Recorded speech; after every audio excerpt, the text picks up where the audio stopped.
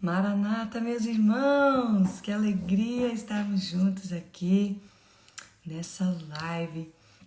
Hoje completa uma semana do lançamento da canção Me Ensine a Confiar e eu chamei a minha amiga Val para a gente conversar um pouquinho sobre confiança no Senhor, compartilhar com vocês, de repente aí falarmos também um pouquinho sobre a composição da canção, como é que ela nasceu. Vamos ver aqui que o Senhor vai nos dirigir hoje.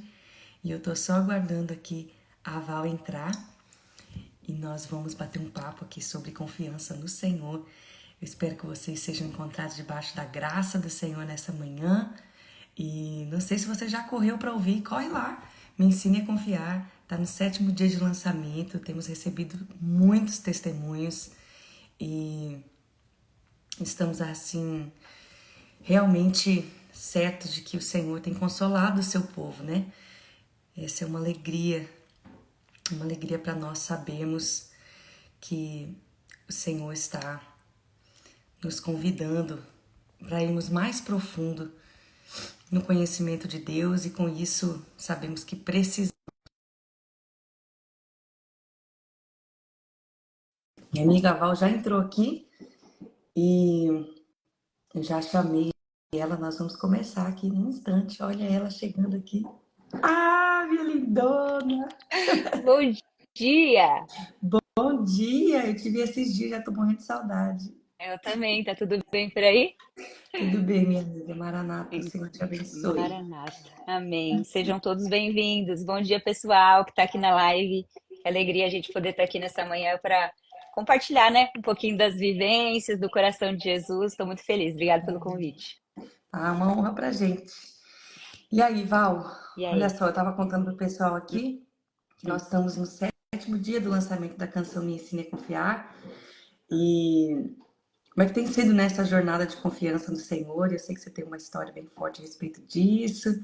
A gente caminhou juntas um pouquinho nesse sentido e na verdade essa música nasceu por sua causa, né? Pois Eu é. tava pensando esses dias assim, poxa, Senhor, não fosse tudo que a Val passou, de repente todos esses testemunhos que estão chegando não chegariam, né? Não, as pessoas não teriam sido consoladas. Puxa. E um ano atrás a gente não sabia disso, a gente não via isso, né? Hoje eu li o testemunho de uma irmã que me enviou, que ela perdeu o bebezinho dela a neném de 47 dias. Ah, Nasceu, viveu 47 dias e o Senhor recolheu tem 2 dias. E ela estava inconsolável. Ela disse que ao ouvir a canção, o Espírito Santo trouxe alívio ao seu coração, trouxe consolo. Ela sentiu a paz do Senhor e ela conseguiu liberar mesmo, sabe? A filha dizer: Amém, Senhor. Eu não perdi é, aqui na terra, eu entreguei para o Senhor, né? é. Então isso marcou muito meu coração. Eu quero te agradecer, Val, porque a sua vulnerabilidade tem abençoado tanto o corpo de Cristo, né? E eu queria que você Amém. falasse um pouquinho com a gente sobre confiança no Senhor. Acredito que o Senhor tem te levado numa jornada tão profunda nesse sentido Amém. e que a gente tem muito a aprender com você. Amém. Então, eu acho que a gente pode contar um pouquinho do que aconteceu, da minha história. O que aconteceu foi, no final do ano de 2021, eu passei por uma perda gestacional. Eu achei interessante porque eu entrei na música, né? Acho que hoje pela manhã eu entrei na música e dei uma olhada nos comentários. E assim, é incrível como a realidade vem, né, na nossa cara de que aquilo que a gente passa de dor, de ferida, realmente se torna um ministério e se torna consolo. A palavra fala que a gente pode consolar com a mesma consolação que a gente recebeu, né? E eu vi tantos ali comentários e testemunhos sobre luto, sobre perdas gestacionais, sobre mães que deixaram seus filhos ali. E isso foi tão impactante para mim, sabe? De ver como o Senhor realmente trabalha nesses períodos escuros, nesses períodos de dificuldade. Pois é, em 2021, no final do ano, eu perdi uma gestação. A gente estava muito feliz, todo mundo muito feliz aqui em casa, né? Porque a gente estava esperando nosso terceiro filho. E aí, com um pouco mais de 10 semanas de gestação, eu fui fazer um ultrassom e o coração já não batia mais. E eu tinha recebido uma palavra do Senhor, e eu creio que essa palavra veio do Senhor. E a palavra dizia assim, que havia uma nova estação preparada para mim assim que eu engravidasse. claro, né, a gente ouve, por exemplo, uma palavra profética e no nosso orgulho, na nossa mania de interpretar as coisas, a gente presume. E eu presumia que algo aconteceria a partir desse filho, a partir dessa experiência, mas depois desse luto, da perda gestacional, inaugurou-se um período que eu nunca imaginei que eu ia viver na minha vida. No ano de 2022, eu entrei em depressão. E numa depressão profunda, amiga. E você sabe porque você viu de perto isso, né? Tudo começou assim. Eu acho interessante a gente compartilhar isso, porque além desse aspecto da confiança, que a gente vai chegar lá na música, mas o fato de eu ser pastora, o fato da gente estar nessa posição de liderança na igreja, e você abrir e expor que você passou por uma doença emocional, isso quebra muito tabu, sabe? Então eu entrei nesse período de depressão, eu adoeci. E adoeci de uma maneira como eu nunca esperava viver, sabe? Eu já tinha isso na minha família, minha avó já tinha passado por depressão, minha mãe já tinha passado por depressão. E eu falava, eu nunca vou passar por isso, porque eu tenho o Senhor, eu tenho Jesus, e isso não acontece com crente, com quem tem fé. E aí Deus foi me quebrando bem, bem, bem em picadinhos, bem moedinha. O que aconteceu foi que começou com a minha memória começou a ir embora. Depois disso eu comecei a ter crises de pânico. E 2022, eu acredito que até hoje, do ponto de vista carnal, tenha sido o pior ano da minha vida. Eu lembro que nesse período, tá, muitas coisas vieram à tona do meu coração. Então, por exemplo, até mesmo a minha teologia foi confrontada. Nos momentos de maior escuridão, assim, eu perguntava, Deus, o que eu fiz de errado? Deus, né, aonde foi que eu falhei? E aí eu me lembro, assim, do Espírito Santo falando para mim, assim, o que Jó fez de errado? E eu não tô, assim, de maneira nenhuma me comparando com Jó, mas era o Espírito Santo corrigindo a minha teologia, corrigindo a minha maneira de pensar. Porque você imagina, se o nosso coração, ele é terrivelmente perverso, enganoso, corrupto, quando a gente está num período normal, você imagina quando você está doente. Você imagina quando você está envolto ali em densas trevas, onde a sua mente, se você não tiver a presença do Espírito, não se colocar nesse lugar, você é consumido por pensamentos negativos. Então, nesse momento, você não pode confiar nos seus pensamentos, você não pode confiar no seu coração, você nunca deveria confiar, mas nesses momentos especialmente, não tem como confiar. Então, Deus foi confrontando tantas coisas assim, e uma das coisas mais interessantes que as pessoas me perguntavam, e principalmente depois que começou a passar, né, que eu comecei a melhorar, as pessoas perguntavam assim: você sabe me dizer o que te fez adoecer? E aí eu recebi muitas críticas da minha resposta, mas eu vou explicar. Em primeiro lugar, foi a soberania de Deus. E aí as pessoas, não, você está falando que Deus te fez adoecer. Não, eu não falei que Deus me fez adoecer. Mas eu falei que Deus, na sua soberania, me permitiu adoecer. Nós estamos num mundo que é afetado pelo pecado, e essa escolha foi nossa, foi lá em Adão. E nós não podemos negar os efeitos do pecado no mundo.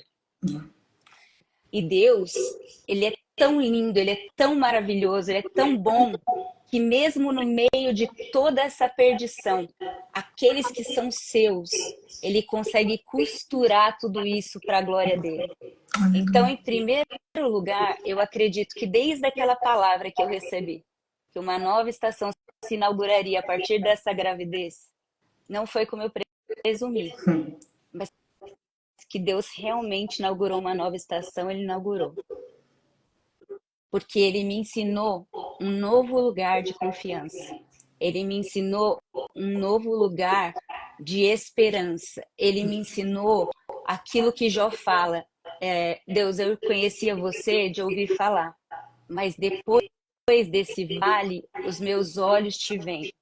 Eu acredito, amiga, e você pode ir contribuindo comigo, que o sofrimento, se ele foi imputado ao Filho, que Jesus aprendeu obediência por meio das coisas que sofreu. Jesus, ele clamava ao Pai em alta voz e com lágrimas. Eu não sei qual foi o momento que isso entrou na nossa teologia, de que crente não sofre, de que crente é envolvido numa bolha, num pote hermético, e Deus não vai deixar o sofrimento chegar até ele. Pelo contrário, o sofrimento muitas vezes é aquele martelo e aquela pá do Senhor esculpindo a gente naquilo que está demais. Eu falo que a santificação não é aquilo que está de menos, é aquilo que está demais e Deus precisa retirar. E se ele decidir fazer isso através de uma doença, se ele decidir fazer isso através de um luto, se ele decidir fazer isso através de qualquer processo de dor, ele sabe o que ele está fazendo. É verdade. Eu gosto muito de pensar no texto que diz que se o pai não poupou ao filho, porventura não nos dará juntamente com ele todas as coisas? Aí a gente pensa em coisas boas, né? Sim. Mas ele está dizendo que o pai não poupou o filho. Ele não poupou o filho da cruz, né? Então ele também nos dará todas as coisas. Ele também nos dará de receber. E o apóstolo Paulo fala disso, né? Para conhecer a Cristo, ele disse: eu considerei todas as coisas como esterco, para conhecer a Cristo e o poder da sua ressurreição, e uma coisa que hoje em dia é negado muitas vezes, né? Como você já disse, participar da comunhão dos seus sofrimentos. Eu acredito que existe um lugar de comunhão no Senhor que a gente desconhece porque a gente rejeita o sofrimento, né? O que a gente quer hoje é conforto, o que a gente quer é cura, o que a gente quer. E amém. Não tem nada de errado em querer a cura, em querer melhorar. O problema é quando a gente quer. A gente tira os nossos olhos do Senhor, porque a cura é mais importante, porque a saída da crise financeira é mais importante, porque o milagre é mais importante, quando na verdade existe a participação dos sofrimentos de Cristo, existe uma comunhão com o Senhor no sofrimento. Eu mesma, tem coisas que eu só conheci do Senhor sofrendo, e eu dou graças a Deus que eu sofri, porque eu não conheceria o Senhor na profundeza do coração dele, as coisas que, inclusive, tem muito mais para conhecer, a gente não conheceu nem a ponta do iceberg, mas eu costumo dizer isso, assim, olha, lá em 2010, quando passei a meningite, eu estava rendida à soberania de Deus, mas não o suficiente. Lá em 2000 e tanto, quando eu passei na depressão, que eu estava rendida à soberania de Deus, mas não o suficiente. Deus ainda pode fazer o que Ele quiser, né? Deus ainda pode nos render o tanto que Ele quiser. E eu gosto dessa palavra de rendição, né? Me lembra muito como um assaltante, né? Uhum. Que ele diz, ó, Perdi. tá rendido, você perdeu, vamos lá, né? Então essa é a sensação que eu tenho diante do Senhor quando as aflições vêm, que é tipo, ó, tô aqui, eu não posso fazer nada. Perdi O Senhor para vai fazer o que o Deus. Senhor quiser. É. Pedir para Deus. E eu gosto de uma frase, não vou me lembrar agora quem disse, mas que diz, eu não temo a espada nas mãos de quem me ama, né?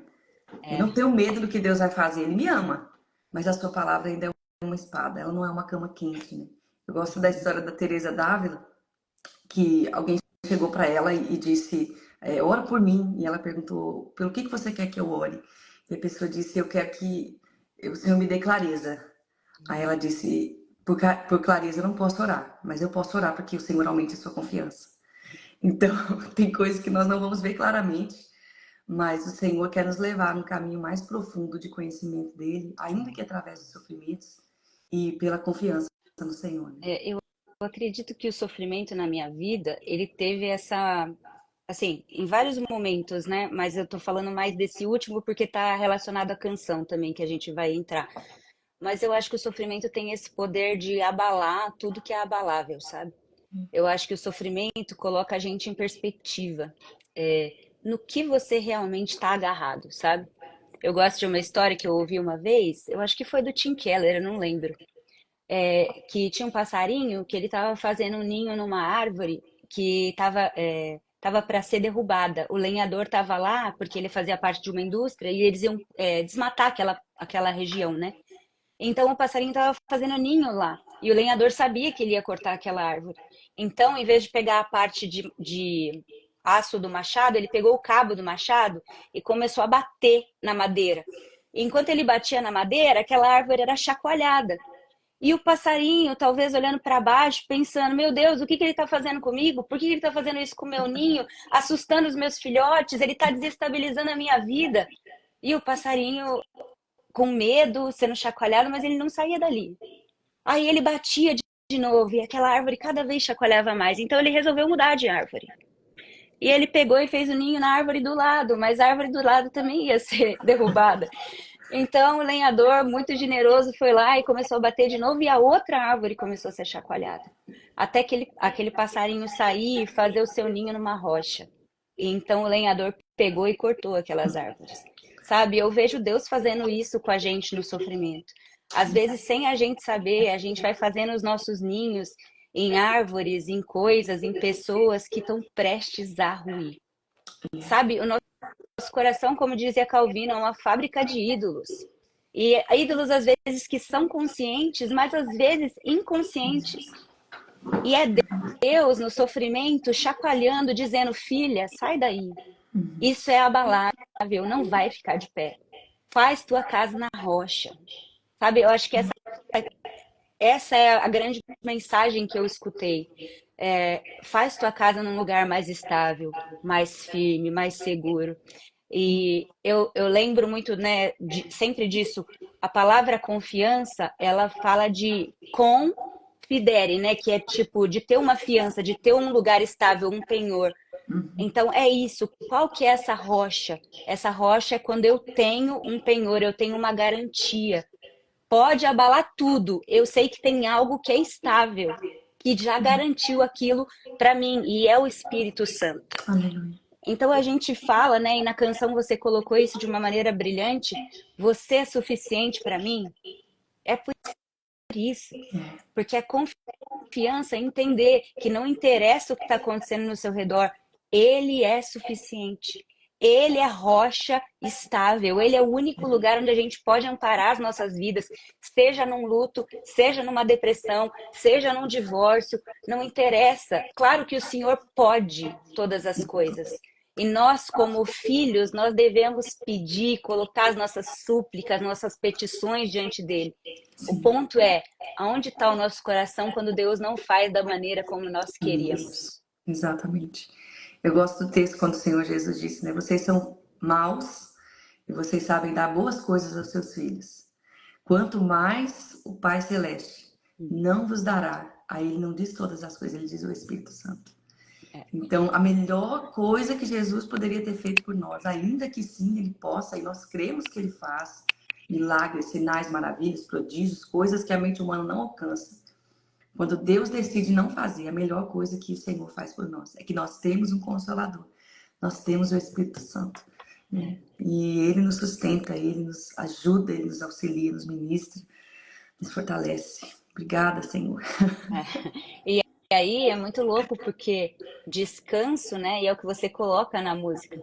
Me ensine a descansar de novo. A gente precisa aprender todo dia a confiar, ou seja, a lembrar nós mesmos de onde está a nossa rocha, quem é a nossa confiança, que é o Espírito Santo, que ele é a garantia de que não importa o que aconteça aqui, nós temos um futuro, uma esperança. Nossa esperança não está nessa era. Nossa esperança está no dia que esse céu for rasgado e nós vemos o Filho do Homem descendo pelas nuvens com poder e grande glória. Não interessa, isso aqui tudo pode ser abalado. Essa esperança não é tirada de nós. Só que aí, quando você tem essa confiança posta no lugar, você aprende a descansar de novo. Porque a gente acaba ficando cansado, ficando exaurido, ficando ansioso, porque a gente tira os olhos da esperança. A gente tira os olhos da eternidade, né? Então, toda vez agora que eu me sinto cansada, eu sempre dou aquele passo para trás. Eu falo assim: opa, esqueci de alguma coisa. E eu acho lindo isso, que a escritura direta ela vai falar assim: lembre-se. Então nós precisamos nos lembrar do Evangelho todos os dias, Sim. todo momento. A gente pensa que o Evangelho é coisa para quem chegou agora na igreja, né? Não, eu preciso do Evangelho, você precisa do Evangelho, os evangélicos precisam do Evangelho, Aleluia. para a gente O ter poder de Deus para nos descanso. salvar, né, amiga? É. Glória a Deus. Glória a Deus. Mas, então, assim, sobre. Ai, Jesus, é que esse assunto para mim, ele parece que rasga meu coração, assim, ele me expande ainda, né? Eu acho que o Senhor tem tanto para nos ensinar ainda, Val, sobre confiança, sobre descanso, sobre dependência no Senhor, porque eu sou essa pessoa de. Eu gosto de fazer na minha mão, né? Eu gosto de fazer no meu braço. Aham. Eu. Pode deixar que eu resolvo, sabe? Uhum. Mas Eu sei. tanto, tanto na minha vida, assim, que todas as áreas da minha vida, eu não tenho uma que eu fale assim, hoje, né, depois de caminhar com o Senhor e de ir indo esmagando, né, sendo esmagada pelo Senhor nesse processo aí do azeite, acho precioso, né, que o Senhor se compara com a oliveira, né? Então, poxa vida, de nos esmagar, sair um óleo precioso, mas vendo que em todas as áreas da minha vida, se não for o Senhor, eu não levanto a cama de manhã. Assim, não tem? É o Senhor que vai fazer, é o Senhor que vai resolver. Isso nos dá uma segurança tão grande de que, por um lado, não existe nada que os meus esforços façam para que alguém seja curado, para que alguém seja salvo, para que eu viva a minha vida. E de outro lado, também, não existe nada assim tão terrível que o Senhor não possa fazer, que a graça do Senhor não possa alcançar. Não tem lugar escuro que eu chegue que o Senhor não possa iluminar, não tem nada tão terrível na minha vida que o Senhor não possa perdoar, não tem nada. Essa dívida eterna da cruz, ela na verdade foi uma dívida que eu tenho com o Senhor, mas ela foi paga por Jesus Uhum. para Deus. Então, eu já não devo nada a ninguém a não ser a Cristo. Amém. Esse é um alívio, né? Esse é um fardo leve de carregar, de saber que porque Cristo é suficiente, porque Ele é bom, porque Ele é fiel, porque o seu caráter é imutável, então eu posso me achegar a Deus e Ele vai me transformando e vai me fazendo parecido com Cristo. É uma alegria, assim, que é indizível, né? Você dizer, eu não sou suficiente, eu não sou bom. Ainda mais pra gente que gosta de fazer tudo na nossa mão, a gente sempre tem essa sensação, eu acho que eu vivi a vida com isso, né? Até compreender isso no Senhor, e quando esse sentimento volta, é aí que a gente volta, né? De novo, opa, realmente tem algo para rever. Mas é essa sensação de, Senhor, eu não sou suficiente. Eu vou fazer, fazer, fazer. Eu vou tentar de todas as maneiras, mas o máximo do que eu posso, eu não sou suficiente. Eu não consigo.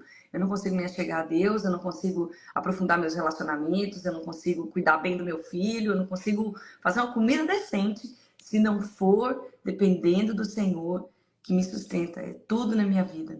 Então, eu acho que é uma jornada, amiga. Eu acho que não é uma lição para um dia. Eu acho que é uma lição para a nossa vida. Todo dia o Senhor vai nos ensinar uma maneira mais profunda de depender, de confiar no Senhor. Eu, E eu acho que isso tem tudo a ver com o que você colocou na música, né? Do odre na fumaça. Eu achei, assim, uma referência maravilhosa que você trouxe, né? Do Salmo 119. É, se eu não me engano, deixa eu ver, Salmo 119 mesmo, né? isso, 6983. 83. Pois estou como odre na fumaça, contudo não me esqueço dos seus estatutos.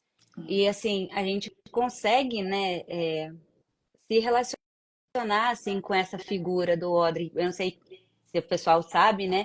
Mas o odre é essa vasilha, né, de tecido que eles usavam para colocar líquidos. Só que esse odre ele tinha que passar por um processo para ele não vazar. Vamos dizer assim, para ele não perder o conteúdo precioso que tinha ali dentro, e era sobre o conteúdo, não era sobre o odre, mas para ele poder reter aquilo e de fato dessedentar aquele que ia usufruir do odre, ele precisava estar preparado. E como é que era o preparo desse odre, né?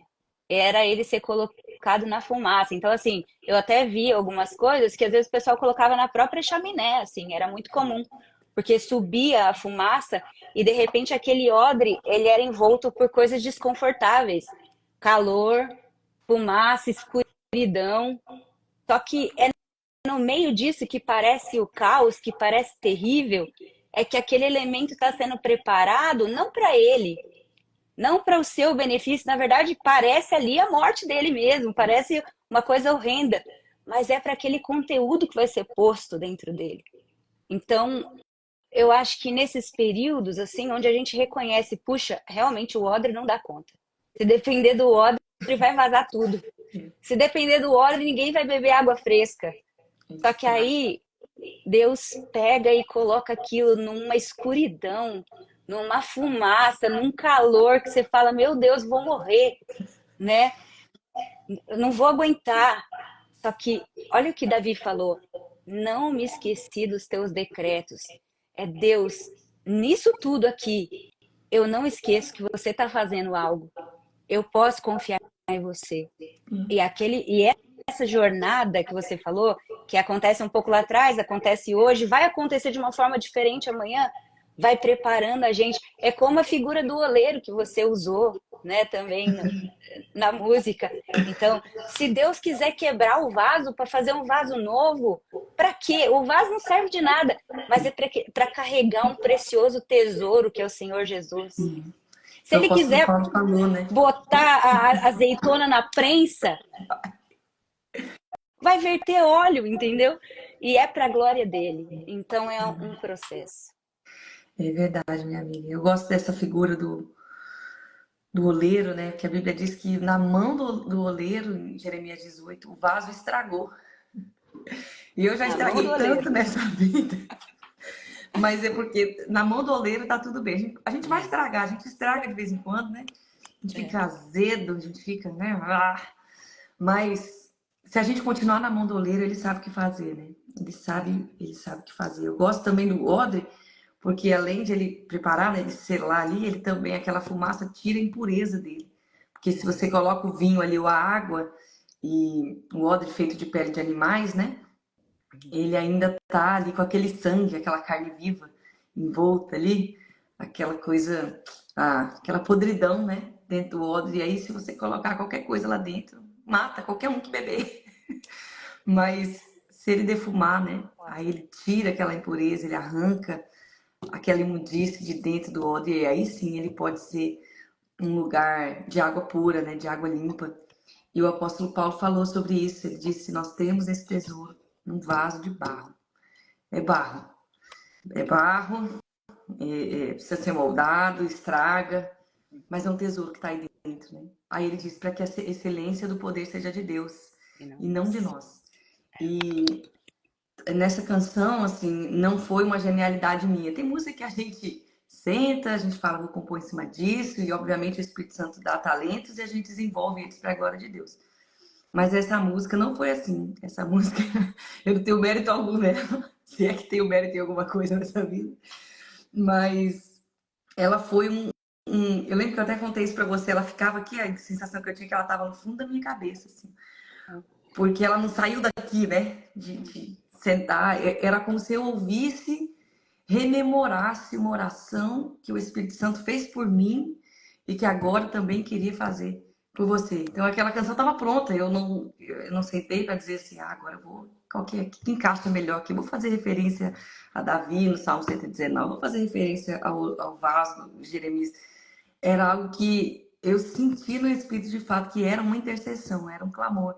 E enquanto eu cantava, não era eu cantando para o Senhor, era o Espírito cantando por você. Isso me marcou muito, eu nunca tinha tido essa experiência. E foi algo que eu achei interessante, que a sensação, orando ao Senhor, depois a sensação que eu tinha era que o Espírito já tinha feito essa oração por mim. Eu conheci, no Espírito, conheci esse trajeto, né? E tenho descoberto que não era só uma oração por mim ou uma oração do Espírito por você, mas tem sido uma oração do Espírito por nós, pela sua igreja, né? De que nós possamos confiar no Senhor. E Jó falou sobre isso. Ele disse: pese-me o Senhor nas suas balanças justas. Então, no sofrimento, eu acredito que o Senhor está nos pesando. Ele está ali medindo como está o nosso coração, como está a nossa confiança. Davi disse isso em Salmo 139, né? Sonda-me e conhece-me, prova os meus pensamentos, vê se há em mim algum caminho mau, me guia pelo caminho eterno. Esse sondar do Senhor, né? Esse passar em revista, essa lupa de perto do Senhor.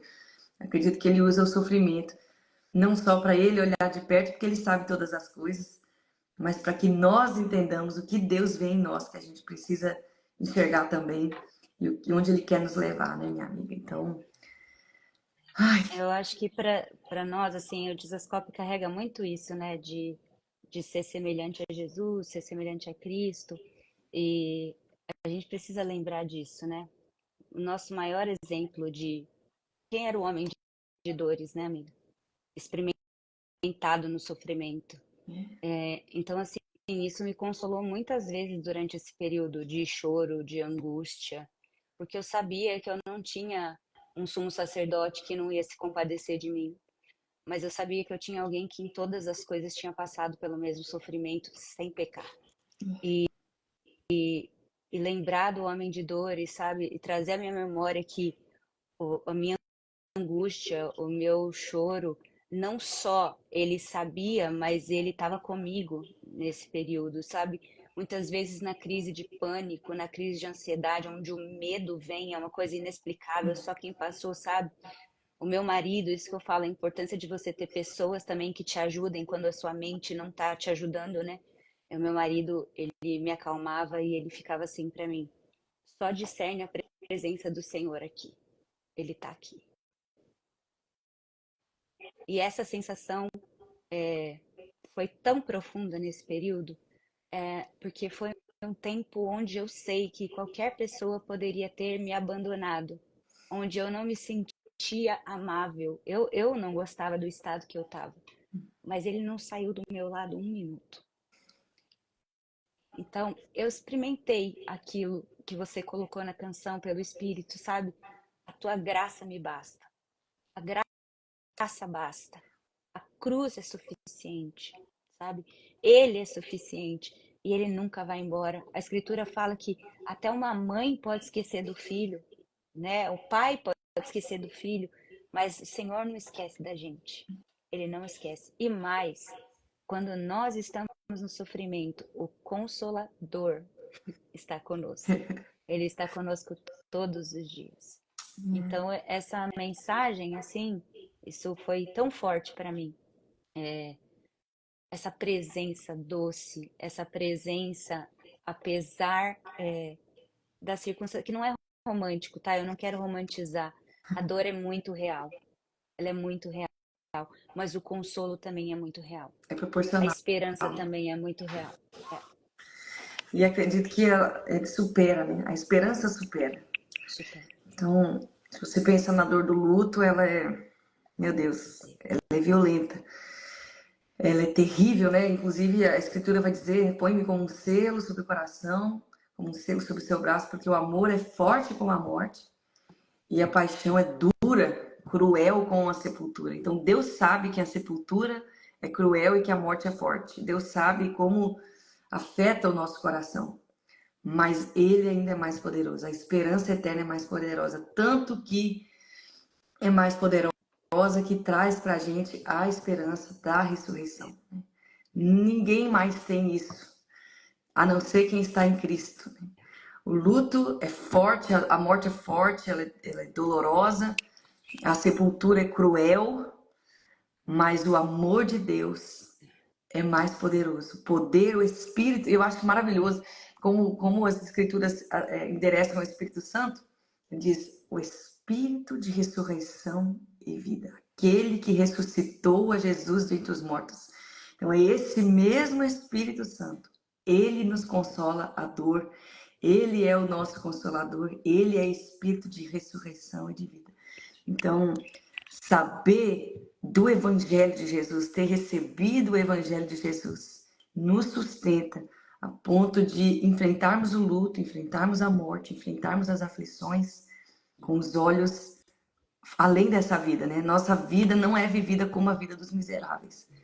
Eu fico pensando como deve ser, assim, terrível, muito mais terrível Para quem não tem o Senhor Jesus, enfrentar o luto, enfrentar a morte, porque acabou ali, né? Acabou Se a ali. pessoa não sabe do Evangelho de Jesus, ela não tem o Consolador, ela não tem o Espírito Santo, acabou ali para ela. É uma vida miserável. Saber que tudo vai se acabar ao seu redor, pensar que tudo vai acabar ao seu redor e não tem esperança. Mas o Evangelho de Jesus, ele é para todos, ele é para ser pregado entre as nações, ele é para nós, como você disse, muito bem colocado, minha amiga, obrigada. E ele nos leva a sair dessa miséria de vida e de perspectiva que não tem expectativa no Senhor. Eu E é porque ele é acredito, bom. acredito, amiga, que precisamos do evangelho inteiro. É, É isso. porque a gente ainda para na morte. A gente ainda para na cruz, né? É, Mas não é só isso. Não é metade do evangelho. é isso. É isso. Tem a ressurreição. Aleluia. Eu falo disso um pouquinho, até comentei com você, né? Numa coisa que tá chegando aí, logo a gente conta Eba. também. Mas eu vivi um evangelho aí, 20 anos de metade do evangelho, e eu era uma suicida a longo prazo, eu costumo dizer, né? Porque eu só pensava na cruz, então para mim tudo era morte. E eu queria saber de estar com o Senhor, não importava o que ia me levar à morte primeiro, eu queria estar com o Senhor. E isso foi muito danoso, muito danoso. E foi o evangelho completo de Jesus que me trouxe a leveza de viver com o Senhor, esse fardo leve e suave que transformou minha vida depois de 20 anos de crente. Então, eu acredito que é isso que o Senhor quer fazer conosco, minha amiga, nos levar mais profundo no conhecimento de Deus, no evangelho de Jesus completo, que só Deus pode executar. E eu quero te agradecer por esse seu tempo. Muito obrigada. Eu sei que você tem muitos compromissos. Obrigada por tomar esse tempo para estar aqui com a gente. Uma Você me alegria. abençoa demais. A sua Idem. fidelidade ao Senhor, seu E assim, ó, coração. pude provar com você aquilo que a Escritura fala, né? Em todo tempo amo o amigo e na angústia nasce o irmão. E eu queria testemunhar isso aqui. Talvez nos piores dias, Deus me deu a graça de estar perto de você no meu aniversário, nesse ano que foi tão difícil. E a Tamires fez uma coisa que pouca gente faz comigo. A Tamires me colocou no colo. São só os irmãos mesmo que conseguem nos colocar no colo. E aquilo foi tão curador para mim. Então, quero te agradecer, dizer que eu te amo muito. Te Sou amo. grata a Deus pela sua vida, sou muito Tô abençoada chorando. por você e que o Senhor continue te usando através das canções e de inúmeros projetos aí para trazer a vida de Deus às pessoas. Amém. Obrigada, minha amiga. Obrigada por tudo que você é. A gente não tem nem palavra, não tem palavra para te agradecer. Que o Senhor aumente, multiplique graça sobre você, como o apóstolo Paulo diz. E obrigada pela sua vulnerabilidade, pela maneira que você vive o Evangelho de Jesus, que nos abençoa tanto e tem sido realmente consolo para o corpo de Cristo. Eu te amo, o Senhor te Também. abençoe. Obrigada por tudo. Um beijo. Um Um cheiro, meus beijo. meninos. Tchau, gente. Até Tchau, com mais. Deus.